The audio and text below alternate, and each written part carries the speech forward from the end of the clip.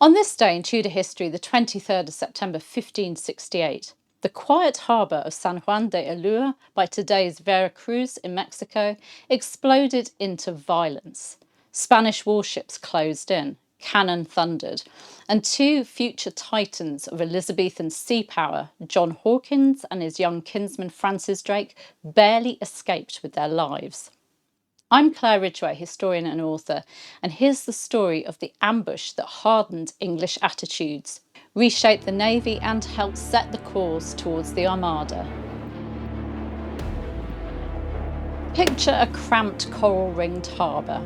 Hawkins's English squadron, the Jesus of Lubeck, his flagship, the Minion, the Judith commanded by Drake, the Angel and the Swallow. That squadron is battered from storms and short of water. They'd been trading along the Spanish Main, an activity the Spanish crown strictly forbade to foreigners, but which local officials often tolerated. To Madrid, it was smuggling. To Hawkins, it was business. We must also say this plainly. Hawkins's voyages were part of the transatlantic slave trade. He carried enslaved Africans across the ocean to sell in the Caribbean. It's central to understanding his profits, the risks he took, and the fury he provoked. When Hawkins limped into San Juan de Ulúa to refit, a powerful Spanish fleet appeared with the new viceroy on board. There was a parley. Terms were struck to share the harbour under safe conduct. Hostages were exchanged, cannon kept quiet. For a few uneasy hours, both sides eyed each other over the gunwales. Then, on the 23rd of September 1568, the truce was shattered.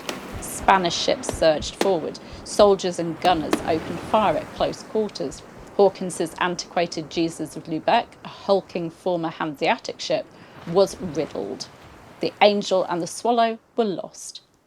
Amid smoke and splintered spars, Hawkins shifted to the Minion and fought his way out. Drake clawed free with the Judith. Only 2 English ships escaped.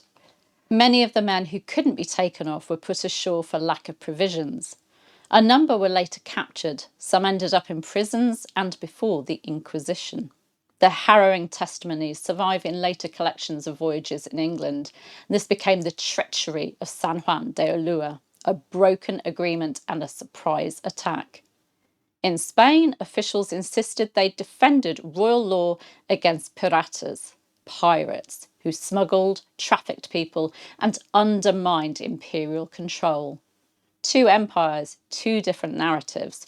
What both sides agreed on was that the fight left scars. Drake and Hawkins never forgot and never forgave.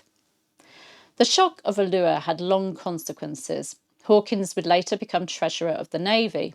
Drawing lessons from that cramped, brutal harbour fight, he pushed through reforms and race-built galleons, lower, faster, more manoeuvrable ships that, a generation later, ran circles around the old-style Spanish galleons in 1588.